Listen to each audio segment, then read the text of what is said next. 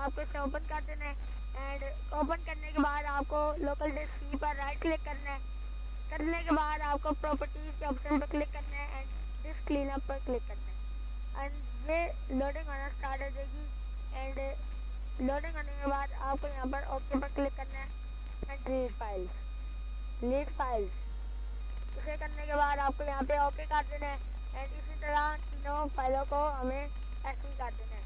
اسے کرنے کے بعد ہمیں ونڈوز پلس آر کا بٹن دبانا ہے. اینڈ یہاں پر ہمیں سیٹ کرنا ہوگا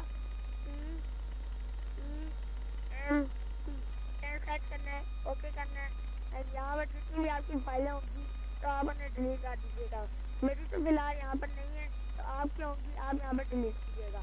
تو اس کے بعد آپ کو کیا کرنا ہے, دوبارہ سے ونڈوز پلس آر دبانا ہے. اینڈ آپ کو یہاں پر پرسنٹ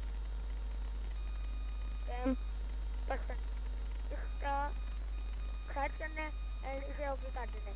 اینڈ یہاں پر جتنی فائلیں ہوں گی انہیں آپ کو ڈیلیٹ کر دینا ہے, اور جو رہ جائیں گی انہیں آپ کو چھوڑ دینا ہے, اسکیپ کر دینا ہے. اینڈ اس کے بعد دوبارہ سے آپ کو ونڈوز پلس آر اینڈ یہاں پر آپ کو سیٹ کرنا ہوگا سمپل ٹیمپ.